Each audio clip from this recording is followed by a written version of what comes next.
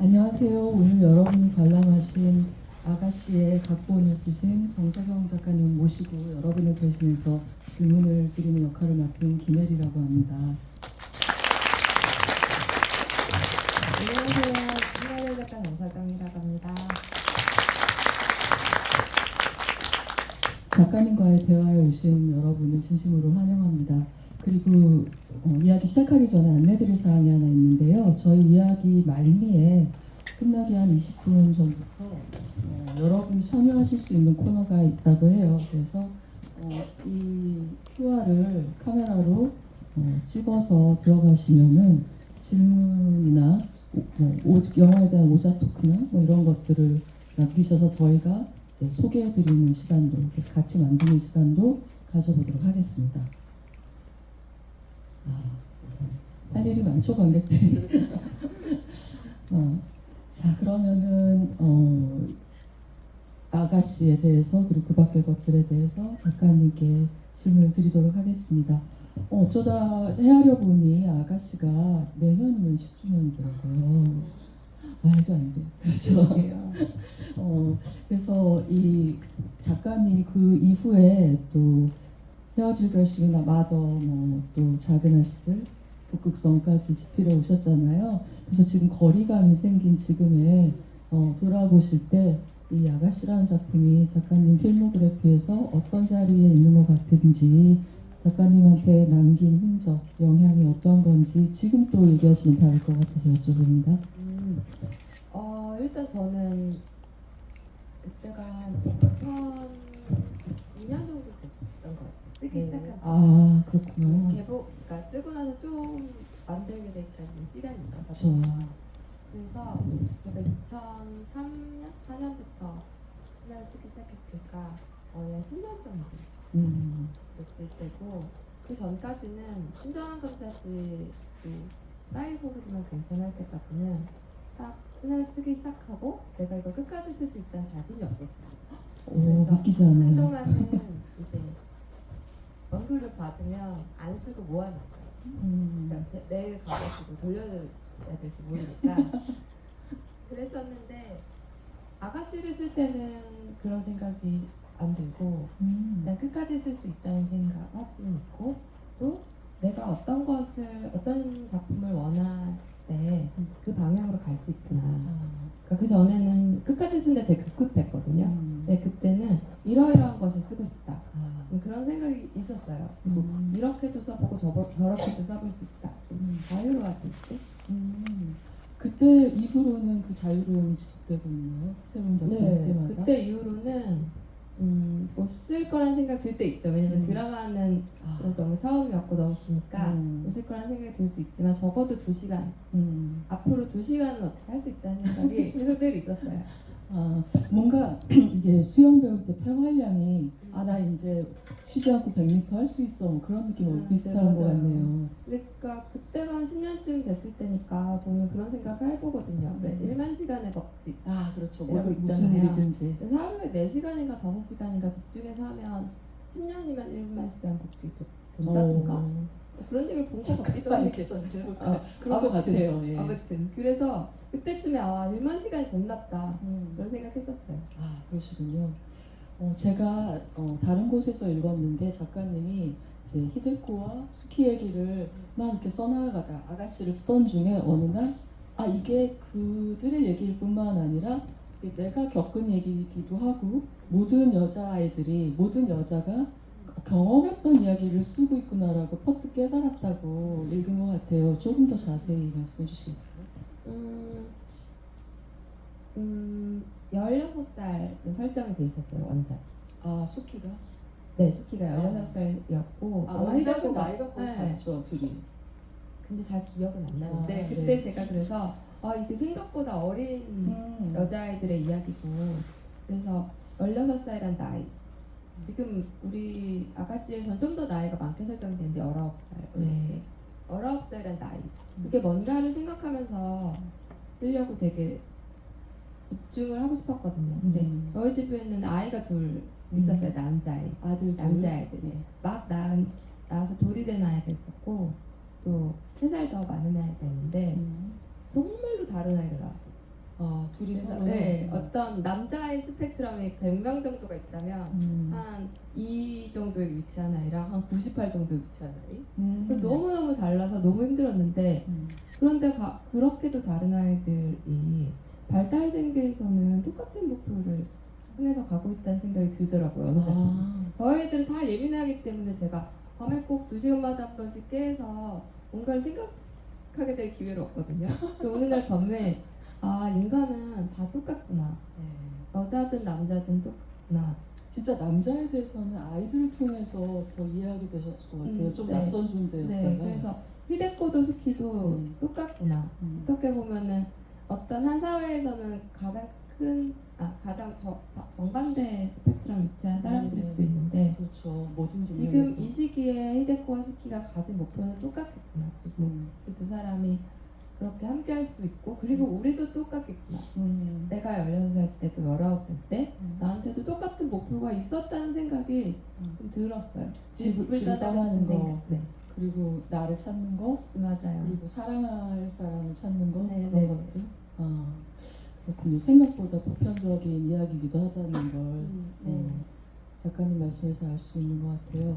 저는 제일 좀 약간 놀라웠던 게 히데코는 좀 성착취라든가 감금의 피해자잖아요.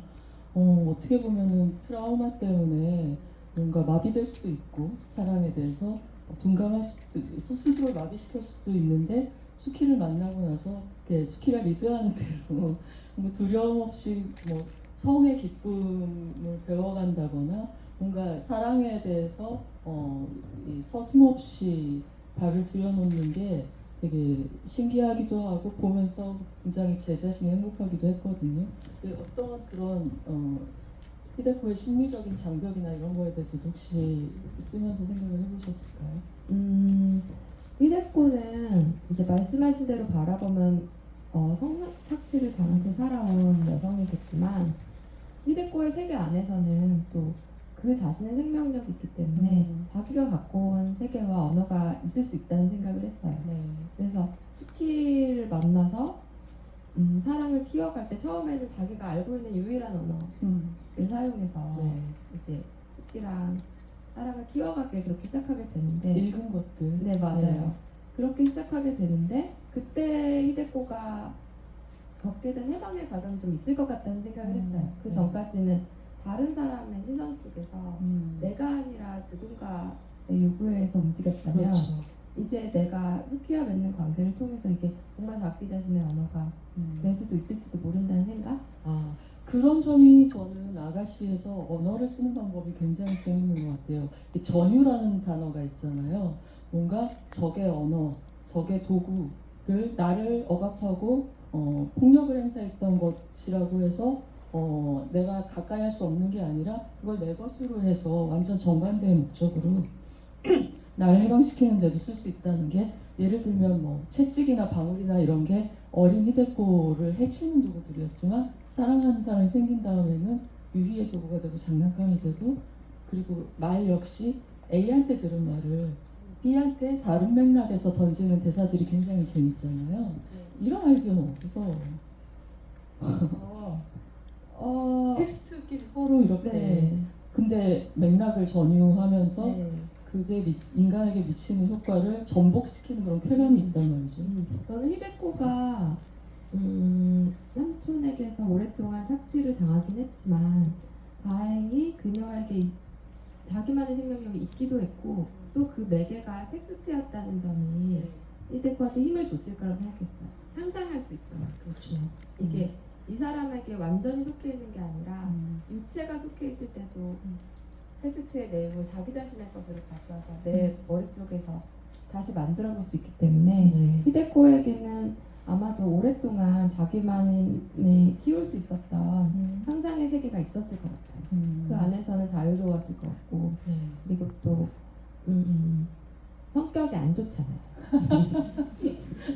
그래서 뭐 다른 좋다고 할 순 사람에게 없죠. 지기만 하고 살아온 사람이 아니기 때문에 그런 힘이 남아있었던 것 같아요. 뭔가 이 책 읽는 인간에 관한 영화이기도 해요. 어떻게 맞아요. 보면은 뭐 코우즈키도 그렇고 히데코도 그렇고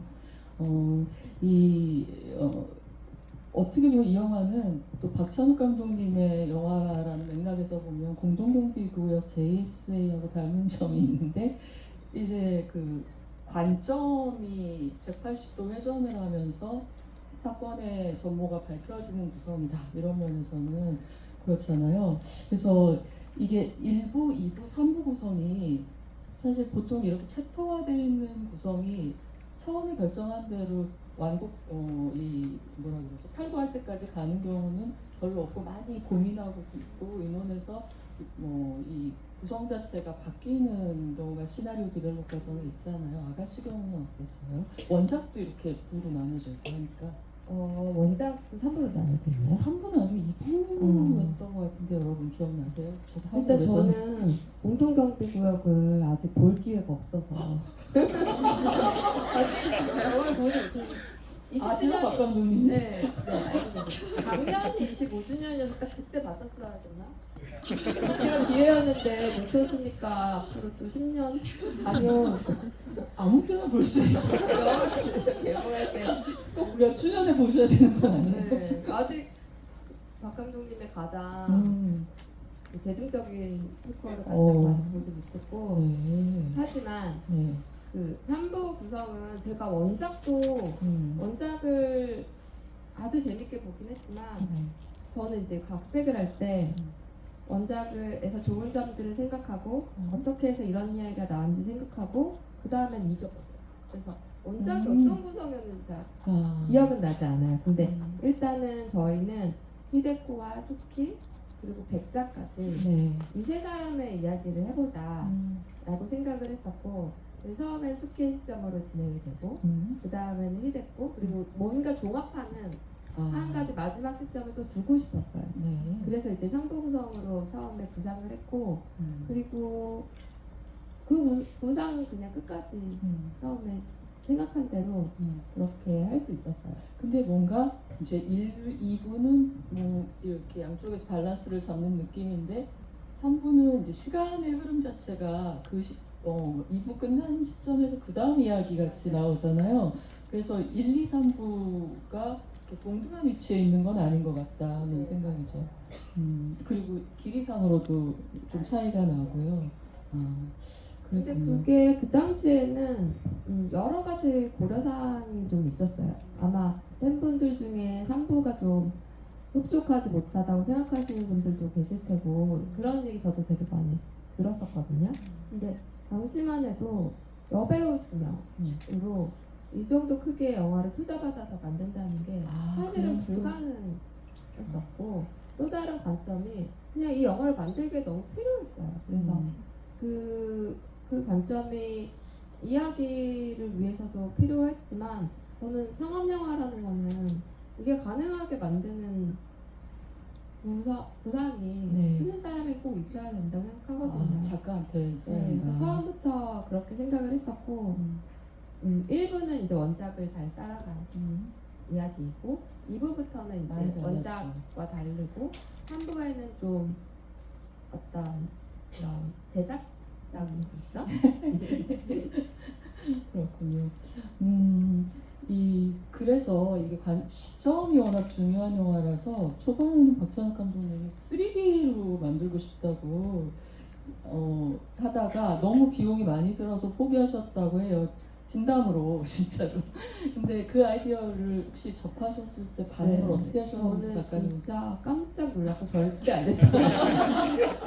그때 아마 그래비티라는 영화가 처음 나왔을 때였고 감독님은 어떤 기술적인 어떤 관심이 호기심이 있으시기 때문에 그런 생각을 하셨을 수도 있을 것 같아요. 근데 저는 사실 20년이 되니까 이런 얘기를 할 수도 있을지 모르겠지만 당시에도 이 영화가 가진 굉장히 모순적이고도 미묘한 위치에 대해서 쓰기 전부터 되게 조심스럽기도 하고 좀 경계하는 편이었어요. 어떠한 논란이 될 만한 터부시되는 요소? 그걸 말씀하시는 거죠? 아니고 제가 이제 제작 회의를 할 때 저랑 감독님이랑 저희 PD님, 조 감독님 이렇게 모여서 이 영화 어떻게 만들지 얘기를 하잖아요. 그 자리에 있는 유일한 여성이 저였어요. 그리고 이 영화가 어쩌면 히데코가 처한 상황과 비슷하게 될지도 모른다는 생각. 신사들 앞에서 야한 이야기를 읽어야 하는 히데코처럼 이 배우들이 느낄 수도 있다는 생각. 내가 누구를 향해서 지금 이야기를 보여주고 있을까? 그런 생각이 안 들 수 없다는 생각이 들었거든요. 그래서 이 영화를 구상할 때 이제 영화가 어떻게 찍힐지 알 수 없지만 그 전에 이제 박 감독님이 보여주신 방식의 배드신이어서는 안 되겠다는 생각도 있었고, 그러니까 누구의 시점에서 이것이 그렇죠. 보여줘야 될 것인지 되게 그 전에 만들기 전에 이미 고려가 돼야 된다는 생각이 있었고, 3D로 만든다는 게 과연 누구를 위한 것이고 어떤 목적이 되어야 될 것인지가 저는 좀 약간 그 아이디어 자체가 되게 경악스러웠어요. 그래서 영화관에서 이 두 여배우가 지금 아름다운 우주를 위험하는 게 아니잖아요. 그러면 3D를 통해 무엇을 보여주고자 하는 것인지를 그러네요. 생각해 그 봤어야 된다는 생각이 좀 들었고 그래서 좀 너무 조심스러웠어요. 맞습니다. 그 한때 3D를 여기저기서 사용하고 이렇게 뭐 실험 모험적인 시도들이 나올 때 하나가 에로 영화들이 많이 그렇게 나왔었어요. 옥보단이 아마 그때 3D로 나왔었어요. 그건 목적이 명확한 거죠. 조금 더 실감이 나고 되게 포르노그래피적인 어떤 그런 요소가 있는 건데, 칸에서 2016년 칸에서 아가씨가 공개됐을 때도 약간 그 기자들 사이에 이야기의 그 쟁점이 하나가 이게 분명히 이 여성 주체 에이전시를 얘기하는 영화인데, 근데 이 두 젊은 여배우가 너무 아름답고, 그리고 그 둘의 배드신을 할 때 이 카메라는 누구의 시선이냐, 이거 그 문제를 갖고 이게 충분히 그 부분을 조심한 영화다라는 의견도 있고, 그렇지만 이거 너무 스펙터클에 속한다라고 하는 의견들이 이제 커피 마시는 라운지에서 서로 오가는 걸 제가 들었던 기억이 나요. 근데 사실 제가 감독님한테 미리 그런 얘기를 말씀을 드렸거든요. 이 정사 씨는 어떻게 찍어야 될 것인지를 좀 조심스럽게 생각해 주셨으면 좋겠고, 제가 근데 그때 되게 솔직히 얘기했던 것 같아요. 워딩은 다 기억은 안 나지만, 근데 감독님이 진짜 처음이자 마지막으로 저한테 조금 화나셨어요. 그때. 못 믿냐고? 무엇을 말하는 건지 모르겠다. 그러니까 그 이전 영화의 배드신과 달랐으면 좋겠다고 하니까. 그럼 이전 영화가 어땠다는 거냐. 그래서 이제 그때 잠깐 그러네. 더 깊은 얘기를 좀 나눌 기회가 있었는데, 그래서 이제 찍고 나서 제일 먼저 보여주시겠다고 하셨어요. 근데 딱 보고 나서 제가 감독님의 의도를 너무 이해했고, 또 감독님이 어떤 점에서 많은 고려를 하셨을지가 잘 느껴졌고, 그냥 감독님이란 사람, 또 이 영화를 만든 태도에 대해서 너무 이해하게 된 게 있어요.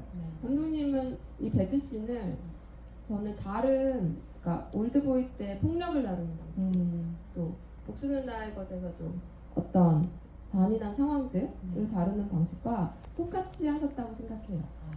그리고 그게 감독님이 영화를 만들고 세상을 보는 방식이라고 생각해요. 사람들이 만약에 폭력적인 어떤 한 정점에서 어떤 사람들은 눈을 돌려서 상상하게 하려고 하고 직면하려고 하지 않은 순간에 바로 거기다 한가운데다가 카메라를 두는 게 감독님의 방식이구나. 이게 이 정사씬이 다른 폭력씬과 다르지 않고 다른 감정씬과 다르지 않기 때문에 나는 받아들일 수 있다.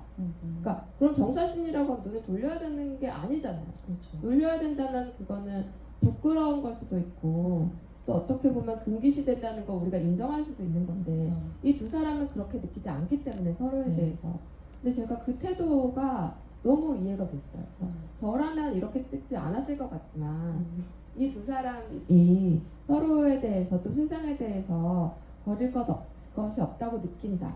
내가 하고 있는 이 행위가 사랑의 행위라고 느낀다. 라는 게 저는 너무 잘 느껴졌고, 또 저희가 또 동성애를 다루는 방식에 대해서 또 마찬가지라고 느꼈어요. 그렇습니다. 이거를 덮어놓으려고 하지 않았다. 네. 우리는 처음부터 다 서로에게 다 오픈되어 있었다. 이 태도가 너무 잘 느껴졌고, 근데 제가 한편으로는 이 매체 자체가 보여줘야 되는 거고, 사람들에게 쾌감을 주는 거고, 누군가에게 어떻게 보면 어두운 공간에서 은밀하게 들어가는 것이기 때문에 깐에서 나온 그 반응들도 하나하나 다 이해할 수 있었어요. 수치심을 느꼈을 수도 있고, 어떻게 보면은 누구도 사실 배우가 아닌 사람들이 다른 사람에게 가장 은밀한 순간을 보여주어야 할 이유는 없잖아요. 그렇죠. 그래서 잘 느껴졌는데 저는 관객들이 이 영화를 보는 방식이 아가씨를 완성시켰다고 생각해요. 아, 맞습니다. 그때 그 3D가 사실 저는 그 3D가 아이디어 감독님 아이디어 생각 아니었고 사실은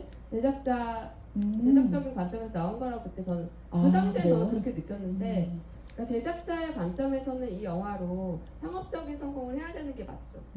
그래서 그런 생각을 해볼 수도 있겠지만 관객들은 그런 관점에서 보지 않았다고 생각해요. 그러니까요. 저도 그거를 10년이 지나서 생각해 보니까 되게 신기한데 사실 한국 영화에서 다루던 이야기가 아니에요.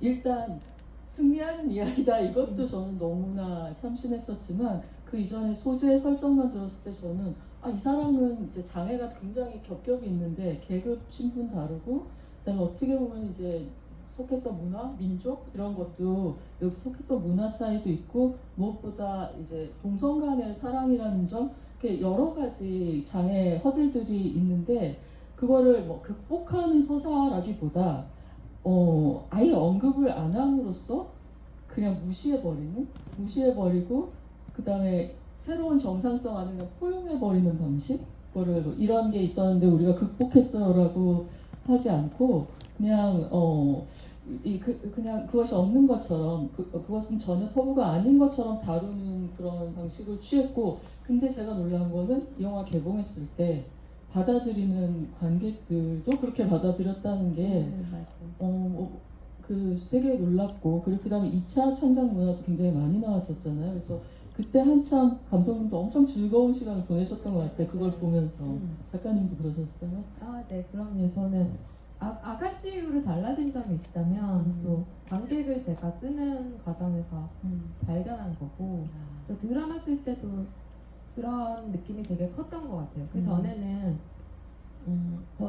저라는 사람의 상상력이 그렇게 막 크지 않기 때문에 한두 명의 관객, 제가 좋아하는 친구들 누가 이걸 좋아할까 이런 식으로 썼다면 아가씨 이후엔 조금 더 많은 관객을 생각하게 됐고 또 그런 신뢰 관계 같은 게 형성돼 있다는 생각을 했어요. 그러니까 아가씨는 전 세계적으로 약간 방금 말씀하신 것처럼 반응이 되게 비슷하거든요. 이렇게 아가씨의 어떤 장면이 착취적으로 소비되지 않았다는 생각을 해요. 네. 왜냐하면 그런 식으로 즐겼도록 찍히지 않았고 그것만 잘라서 돌아다니지 않았고 그렇게 되지 않았고 굉장히 많은 소녀들이 또 많은 피드백을 줬었어요. 외국에 나가면 이렇게 더 많은 자유로운 퀴어 커뮤니티들이 있는데 되게 맞아요. 저는 되게 그런 피드백 속에서 아가씨라는 영화는 창작자가 아니라 관객들 손에서 커나가고 있다는 생각을 되게 많이 했거든요. 이런 점에서 되게 의미가 정말 이제 그 수용자 연구하시는 분들한테 너무 딱 제격인 연구 대상인 것 같아요. 뭐 빌런이긴 하지만 이제 코우스키 경우에 되게 애석하고 그다음에 뭐랄까 에로티카의 오타쿠랄까 그런 거잖아요. 자기 취향으로 만든 소우주로 세계를 짓고 이런 면에서는 뭐 굉장히 끔찍한 짓을 한 여성 혐오의 뭐 절정 같은 사람이지만 어떤 일면은 작가님이 이해하는 부분, 공감하는 부분도 있었을 것 같은데 어떠세요? 그렇죠. 저나 박 감독님이나 어떻게 보면은 약간 독서의 바탕을 둔 책에 그런 직업인이기도 하고 그냥 오타쿠라면 다 코우스키 조금은 공감하지 않나? 그러신가요? 이 중에 계실 것 같은데. 저는 조금 이제 작가님의 그리고 박 감독님과 함께하신 그런 사랑 이야기에 대해서 재밌는 점을 느끼는데 아가씨나 헤어질 결심이나 박쥐나 이런 작품들 경우에 이제 사랑 이야기인데 뭔가 이 스릴러의 틀로 풀잖아요. 근데 사랑을 그런 이제 미스터리, 뭐 편정 이야기, 긴장이 늦춰지지 않는 약간의 의심을 동반한 그렇게 푸는 방식에 어떤 편리함과 장점이 있나요? 이거는 그냥 제가 약간 멜로의 어떤 구조, 음? 메커니즘 이런 것에 대한 좀 미숙함 때문에 그럴 수도 있을 것 같아요. 쑥스러워. 아니 이제 저희는 2시간을 채워야 되는 사람이니까 그냥 어떤 두 사람이 만나서 사랑하게 되고 그것이 결과가 이렇게 된다는 그것에 이런 경로, 여정 이거를 2시간을 채울 자신이 없었던 거예요. 그래서 끌고 가는 중간에 다른 스릴러적 요소라든지 이런 게 좀 늘 필요하다고 느낀 것 같은데 네. 좀 그런 과정에 대한 좀 탐구가 있으신 분들은 이걸 가지고 할 수 있겠지만 좀 저는 좀 뭔지 어떤 것 같아요. 이제 같이 쓰시다 보니 이제 누가 어떤 대사를 썼는지 10년쯤 지나면 희미해질 수도 있을 것 같은데 이를테면 저는 궁금한 대사는 집이 너무 커서 미쳤나? 뭐 이런 거 누가 쓰신 거예요? 그거 박 감독님이 쓰신 거. 아 그래요? 그리고 뭐 여지껏 내가 시키고 입힌 것 중에 가장 예쁜 뭐 이런 거 그거는 제가 썼어요. 아. 감독님은 어떤 걸 시키고 입으신 적이 없어요. 그 그러네요. 감독님 집에 있는 강아지도 산책 제가 많이 시켰지만 아이고야. 아, 지금 떠난 그 친구. 네네네. 아, 그렇구나. 아, 어떻게 보면은 사랑이라는 게 이 작가님 작품 속에서는 그걸로 나타나는 것 같아요. 돌봄 노동으로. 그렇게 많은 경우에. 네, 이제까지는 그랬던 것 같은데 이제 저는 그때까지만 해도 아이를 키우고 있었지만 네. 지금 사춘기가 돼서 애들이 다 떠나고 있기 때문에 벌써 이제 그러네요. 돌봄 노동은 이제 어. 돌봄 노동 사랑은 이제 어쩌면 끝날 수도 있지 않을까? 아, 그게 굉장히 이렇게 실생활의 변화가 글에 많이 반영이 되세요? 저는 그런 것 같아요. 왜냐면 문제, 음, 그러니까 이거 내 삶의 문제 그렇죠. 그런 것들이 소재랑 주제를 선택할 때 되게 영향을 미치기 때문에 그래서 사실은 작은 아씨들로 나의 동화 시대는 끝났다 이렇게 말씀하셨는데 사실 이제 아가씨도 보다 보면 우리가 읽었던 빅토리아 시대의 뭐 그런 영국 소설들 이런 거 생각나잖아요. 문소리 씨 캐릭터 경우는 제인 에어에 나오는 그 다락방에 갇혀 있는 로체스터의 아내 생각도 나고 히데코는 그 비밀의 화원 보면 맞아요. 되게 외롭고 그리고 예민하고 그런 소녀 메리였나? 그렇죠. 그 소녀 생각도 나고 해서 어떤 이야기든 약간 정석영 작가님 어렸을 때 읽었던 그 원형적인 그게 동화라는 게 나이바다는 뜻이 아니라 원형적인 이야기로 바꿔놓는 힘이 있는 것 같다고 생각을 했거든요. 근데 그때 왜 저 전에 만났을 때 작은 아씨들에서 한 시기가 끝나는 것 같다고 하셨잖아요. 그 말 아직도 견지하실 수 있으세요? 지금 북극성 그 다음에 또 다음 작품 쓰고 계시는데. 네. 아마도 동화적인 면에서이라는 면에서는 그렇게 생각할 수도 있을 것 같아요. 이제는 좀 서운하기도 하네요. 굉장히 정이 들었던 세계 같아서 저한테. 그렇군요. 근데 아이들은 크면 떠나니까요. 알겠습니다. 제가 커야 될 그런 때가 아닌가 이런 생각이 드는데 아까 이제 여기 주최 측에서 여러분의 참여를 원하셨는데 저랑 정석은 작가님이 기술에 좀 그래가지고 많이 걱정하고 보내주셨거든요. 소개를 드려야 되겠는데 여기 관람평 오자 토크 뽀뽀빠님 최애 장면은 이렇게 올려주셨네요. 있으세요 최애 장면? 최애 장면은 저 벽장에 이렇게 밀어넣는 수 있잖아요. 뭐였죠? 그때 이렇게 제 촬영장 갔었거든요. 그 장면 네, 찍을 그 때. 장면 찍을 때 촬영장에 갔었는데 너무 신비로웠어요. 그 하나의 장면을 한 대여섯 가지 버전으로 미니 씨도 너무 많이 준비해 주셨고 테리 씨도 그렇고 이렇게까지 밀도가 높은 장면이었나? 그때 막 밤이고 너무 아름다운 의상을 입고 있고 근데 사실 촬영장에서는 아무리 이렇게 의상이며 세트가 완벽해도 그 공기가 그대로 재현되진 않는데 저는 정말 그날 밤이 딱 이 장면이 이 중요한 장면이 둘 사이에서 제가 생각하는 대로 몇 번이나 반복되고 있다고 느꼈던 것 같아요. 그렇죠. 사실 완성된 영화에선 그런 아름다움이 다 느껴지는데 촬영 현장 가면 그렇진 네. 않잖아요. 근데 그때는 촬영 네, 현장도 맞아요. 약간 마법이 네. 있었군요. 아. 자, 그리고 또 희대고 예뻐. 뭐 이런 당연한 얘기는 하지 마시고. 타고난 필력. 작가님 얘기고요. 그냥 미쳤다. 미감이 훌륭. 이거는 유성희 감독님한테 네. 보내는 다시 봐도 짠. 아, 그렇군요. 그다음에 또 질문도 부탁드릴게요. 네, 질문도 이거를 여기 여기 이건가? 일로 플러스는 뭐라 그랬다. 우리 무서워. 이건가 봐. 됐다. 정석영 작가님의 많은 각본집 중 입문자, 정석영 세계 입문자에게 추천하고 싶은 작품은 정석영 작가님의 거의 모든 작품이 영화 작품이 이제 시나리오 집으로 출판이 됐고 그 중에는 이제 종합 베스트셀러 1위를 장기간 차지했던 헤어질 결심이 출판계의 어떤 그해 이슈였는데요. 네, 헤어질 결심도 괜찮죠. 인문작으로요? 저는 친절한 경자 씨가 음. 좀 재밌는 것 같아요. 그게 처음 감독님하고 네. 한 작품이기도 하네요. 네. 친절한 경자 씨를 영화로 볼 때 제가 그때 너무 정신없이 썼기도 하고 영화로 볼 때는 이게 전체적으로 각본의 어떤 목표가 무엇이다 이렇게 느낌이 덜했는데 지금 친절한 경자 씨 각본을 보면 관객을 웃기고 싶다. 매 순간 웃겨야 돼.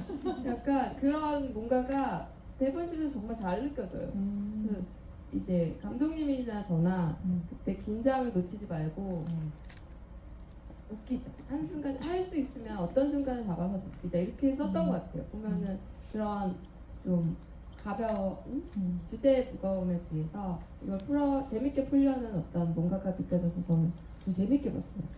그때 왜 올드보이와 복수는 나의 것과 올드보이가 앞에 있는 상태에서 이제 뭐 의도를 처음부터 하셨든 안 하셨든 그 두 작품을 의식하면서 각본을 쓰셨을 것 같은데 아닌가요? 그 유머라는 요소, 웃겨야 된다는 강박이 어떤 데서 온 걸까요? 뭔가 다른 제가 생각할 때는 저는 사실 올드보이를 보게 된 것도 사실 그렇게 역시나 네 맞아요. 감독님 만난 날 보게 됐었고 그래서 이제 감독님의 뭐 팬이었다기보다는 내가 너무 운이 좋아서 이렇게 유능한 감독님과 일하게 됐구나 열심히 해보자 약간 이런 기분이었거든요. 감독님의 전작들을 의식하기보다는 제가 감독님한테 뭐를 들을 이 작품에 뭐를 더 할 수 있을까 그렇죠. 그 생각을 좀 많이 했던 것 같고 감독님께서는 복수는 나의 것의 상업적인 실패가 그때만 해도 늘 이렇게 먹구름처럼 이렇게 어딜 가든 이렇게 따라다니고 계셨기 때문에 어떻게든 좀 관객과 대화하고 싶다는 생각 잘 전달하고 네. 유머를 통해서 이 영화에 참여하게 만들고 싶다는 생각 그게 되게 크셨던 것 같아요. 그렇겠네요. 그때 시점에서 생각해 보면은 이거 또 갔네요. 어떻게 보면.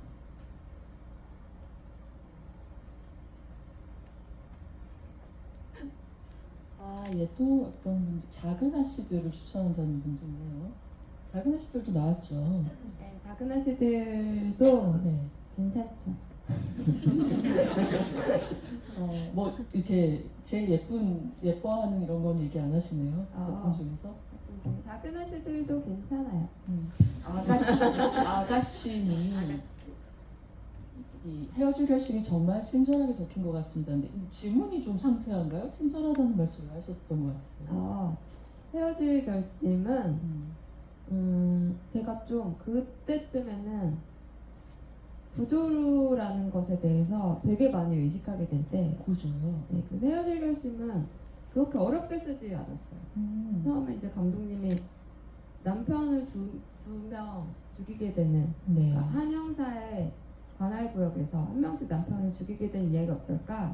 라고 생각할 때 여기 자체에 이미 구조가 들어있다는 생각을 했어요. 그러면 남편이 두 번 죽게 되겠구나. 첫 번째 남편은 산에서 떨어뜨려 죽이고 싶다. 네. 왜냐면 자연스럽고 싶었고 이 되게 두 가지 생각이 있었어요. 네. 죽는 사람이 죽는 순간에 좀 만족할 수 있는 죽음? 사실 기도수는 아, 산을 좋아하는. 산을 좋아하고 있었고 죽어도 여한이 없다고 자주 느꼈잖아요. 그 순간에 죽으면 죽는다 해도 괜찮은 결말일 수 있을 것 같았고 아다지오토가 막. 아, 네 맞아요. 그리고 또 우리 설에는 또 고소공포증 있잖아요. 그러니까 남편을 죽여야 되는데 드는 품이 죽는 사람만큼이나 힘든 방식. 그렇죠. 똑같이 그 과정. 네, 그래서 이제 설애한테도 힘들고 기도수한테는 조금은 행복하고 그리고 마치 타살이 아닐 수도 있을 것 같은 죽음. 아, 그래서 자연스럽게 산에서 죽였으면 좋겠다고 생각했고 네. 그러니까 두 번째 죽음 또 자연스럽게 아 이거 산이었으니까 그 다음에 바다겠구나. 그래서 바다에서 죽는 죽음, 바다를 바라보면서 죽는 죽음 네. 이렇게 두 개를 정해놓고 나니까 모든 게 풀렸어요. 네, 그냥 구조가 너무 잘 보이더라고요.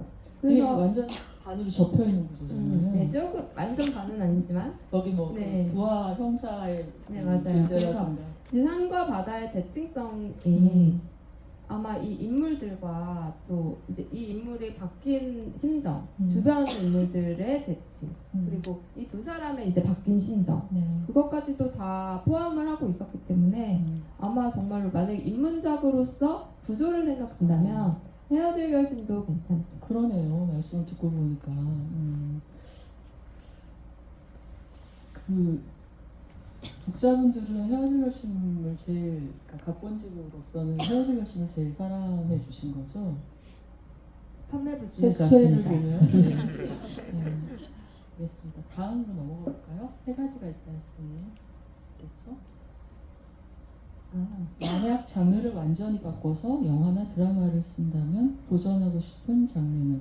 그리고 이제 여러분이 제안 전체 제안 7개를 제안 지금 이대로 너무 좋습니다 해주셨고 그렇지만 제안해주신 분도 있네요. 뭘 하든 좋다 이런 분이 오피스물 어떠세요? 저는 약간 하신 거 근데 아니에요? 저는 작은 아씨들에서? 늘 뭐를 쓰든 오피스물 쓰고 있다고 생각했었어요. 형사도 오피스가. 그렇지, 그렇죠. 아, 그 오피스 그 박해일 네. 형사의 그리고 저는 사실 아까 그 우리 저기 아가씨 얘기했지만 아가씨도 나름대로 오피스물. 히데코가 거기 일하고 있고 또 슈키도 회사에 들어가는 나름이 없으니까 그, 나름대로 오피스물처럼 생각했어요. 그 상무나. 사사키입니까? 네, 아무튼 맞아요. 그 예. 네. 그리고 직장은 오피스물, 네, 직장이지. 오피스물 아닌 걸 쓴 적은 없는 것 같고 일을 한다면 네, 오피스로 볼 수 있는 왜냐면, 공간이니까. 그리고 저는 지금은 수상물을 쓰고 있어요. 아, 밝혀도 되죠? 이 제목 제목? 수상물 안 돼요? 밝혀도 된 모르겠어요. 이렇게 저 물어보면 다 말아가지고. 아, 그렇구나. 이거 좀 그렇죠. 네. 회사 저 입장이라는 게 옛날에 있으니까. 방송에서 이제 신작이 뭐냐 그래서 어떤 뭐 이제 헤어질 결심 얘기를 한 거예요. 그러면서 뭐 그때 어떻게 보니까 아가씨에 대해서 고문 장면이 나와서 고문 질문과 대답 끝에 고문할 수도 있고 그런 얘기를 했다가 제가 모호 필름에서 엄청 항의를 받았어요. 아, 뭐 어디 고문 얘기를 하냐고. 왜 그러신 거죠? 뭐 이렇게. 네. 아, 그렇습니다. 아무튼 수삼을 쓰고 수삼을 있는데 쓰고 계십니다. 영화인가요? 드라마인가요? 이건 대답하실 수 있어요. 드라마에 드라마입니다. 네. 기대가 많이 되시죠. 그리고 또 작가님 SF도 보고 싶어요. 다른 장르에서 표현된 다른 형태들의 사랑이 궁금. 왜냐하면 이제 항상 아까 동화 얘기한 이유 중에 하나가 이렇게 또 있어야 되는데 그 동화 얘기 중에 얘기를 한 이유 중에 하나가 그 리얼 사실주의가 기반이긴 한데 약간의 환상성 같은 게 정석영 작가님 작품에 한 2할 뭐 그 정도는 들어있다고 생각을 하고 40% 이상. 40%? 4할 그러면은 4할 때 환상률을 보이고 계신데 이게 또 딱 대놓고 SF는 아니었으니까 어떠세요? 저도 또 뭘 쓸 때도 저는 약간은 SF를 쓰고 있다고 생각했어요. 왜냐면 시공간이 그러니까 과학적인 건 아니지만 이제 다른 시공간이라고 생각하면 박쥐만 해도 그렇죠. 이 시계를 뭐라고 말해야 될지 좀 되게 어려운 초현실적 네, 맞아요. 그러니까 어떻게 보면은 평행한 세계. 아 맞아요. 그 그러니까- 한복집의 네, 맞아요. 그런 이상한 네, 연대라든가. 서울은 서울인데 서울 다시 일 같은 세계. 그리고 또 뭐 아가씨도 마찬가지죠. 일제 시대라고는 하지만 저게 일본인지 한국인지 되게 애매하고 네. 또 헤어질 결심도 저는 마찬가지라고 생각해요. 평행우주. 서해가 중국에서 왔다고 했는데 그 도대체 그 중국이 어떻게 생긴 중국인지 우리가 아는 중국과는 좀 다른 중국일 것 같은 그런 느낌이 있었죠. 그래서 네. 현재까지는 조금은 SF를 늘 쓰고 있었다고 생각했는데 네. 근데 이제 또 뭐 우주에서 뭐 먼 일이 벌어지는 그런 원작이 제안이 들어와도 아무튼 SF라고 해서 별로 거부감은 없으신 거네요. 그러니까. 그건 좀 다를 것 같아요. 그러면 진짜 제가 좀 하드 SF 이런 거는 네, 제가 좀 모든 거를 만들어야 될 것 같은데 세계를- 지금도 현실성이 없어서 문제인데 그렇게 되면 좀 더 그렇다. 자,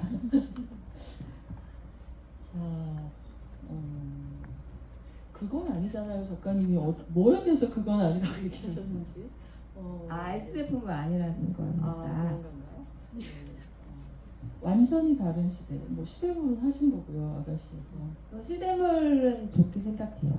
왜냐면 저는 제가 언제나 제가 말하는 방식으로 대사 쓰고 있다고 생각했는데 작가님의 말투로 구어체로. 구어체. 근데 사람들이 하도 문어체라고들 하시니까 네. 문어체라고도 하시고 번역체라고도 하시는데 저 최근에 너무 재밌는 댓글 봤어요. 와, 이 작가는 왜 이렇게 번역체야? 듣고 있는데 영어가 떠오름. 이 정도 번역체면 솔직히 나는 번역하는 게 낫지 않나? 이 정도면 적성 살려가지고 번역하면 잘할 것 같은데 약간 그런 생각 들었거든요. 그래서 만약에 시대극을 한다면 이제 문어체의 대사를 쓰는 게 좀 자연스러워 보일 그렇죠. 것 같다. 묻힐 것 같다. 네. 근데 전에 저하고 만나셨을 때도 얘기를 했지만 우리 흔히 말하는 생활 대사라는 거만이 생생하고 좋은 대사냐? 그거는 조금 편협한 생각일 수 있다라고 여러 가지 종류의 대사가 있을 수 있고 사실 시대극의 경우는 그때 사람들이 무슨 말투 얘기하는지 우리 모르는 거잖아요. 그래서 저는 박 감독님과 정 작가님이 만들어낸 대사는 아주 확실한 인장이 있다고 생각하고 그거는 좀 독창성의 범주에 들어가지 않나 그런 생각도 들어요. 그리고 번역투로 사람들이 대부분 나쁘다고 생각하지만 세상에 많은 언어가 있고 이 언어에서 저 언어를 끌어당겨졌을 때 그 끌어당겨진 흔적이 있는 게 맞다고 생각을 하거든요. 근데 사실 이제 그런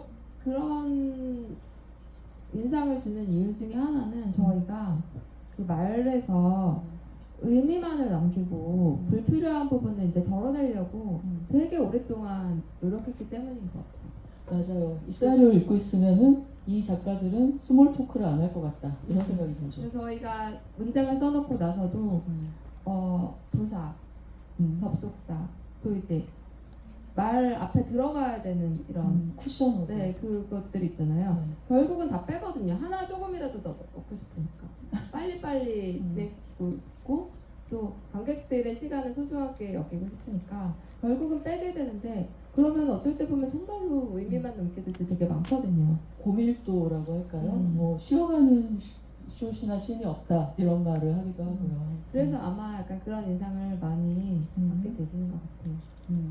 맞습니다. 그리고 그것 때문에 저는 어떤 인상을 또 받냐면 해외 영화제에서나 아니면 영어 자막을 띄워놓고 볼 때 있잖아요. 그때 이제 한국 영화 경우에는 유실되는 게 너무 많다. 뉘앙스나 뭐 대사가 나한테는 재밌고 또 슬프기도 하고 한데 이거를 옆에 앉아있는 영어만 아는 다른 나라의 저널리스트들은 못 느끼고 있구나 이런 거 부산을 볼 때도 그랬고 외국에서 그랬는데 이 박 감독님과 정석영 작가님 작품은 유실률이 되게 낮아요. 보면은 약간 그 보편적이랄까 그 어떤 문화권에 한정되지 않는 그런 그게 바로 이 이렇게 간결함에서 그리고 또 문어체라면 문어체 거기서 나오는 이점이 아닌가 또 이런 생각도 해봤습니다. 그러니까요. 자, 우리 시간이 거의 다 됐는데요. 이제 제가 마지막 질문을 하나 드리고 마무리 지으면 어떨까 싶어요. 모든 작품에 다 같이 하진 않으시지만 우리가 박 감독님 영화가 친절한 금자씨, 스토커 이때부터 뭔가 좀 여성성이라는 거에 대해서 탐구하고 있다는 생각을 하고 또 새로운 팬들도 많이 유입이 됐잖아요.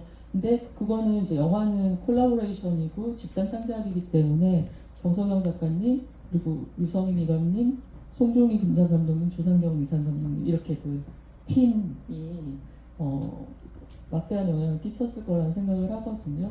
근데 이 자주 같이 일하시는 여성 스태프들하고 팀워크를 좀 실감하시나요?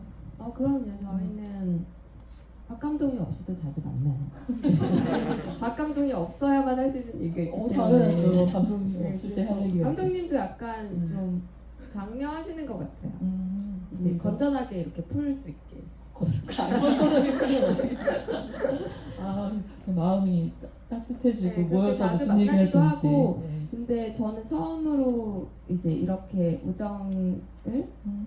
만들게 된 계기가 사이버그지만 괜찮아. 그렇죠. 끝난 후였거든요. 네. 그 미술 감독님이랑 이제 대본에 대해서 얘기를 나누게 됐는데 또 그 이후의 작품 박쥐에서도 마찬가지고 미술 감독님이 이렇게 막 대본에 대해서 깊이 이해하고 계시다는 생각도 맞아. 유성희 감독님. 아무도 읽지 못했던 거를 미감님이 맞아. 저에게 다시 돌려주실 수 있다는 것에 대해서 놀랐고 또 저의 각본이 처음부터 미감님과 얘기를 나눴더라면 더 나아질 수 있었다는 생각. 그게 너무나 신선하고 너무 좋았어요. 그래서 이제 각본을 쓰는 과정에서도 미감님 그리고 송정희 감독님과 의견 나누는 게 너무 즐겁고 과정에서도 또 제가 그분들한테 아이디어를 드릴 수 있다는 것도 너무 행복해요.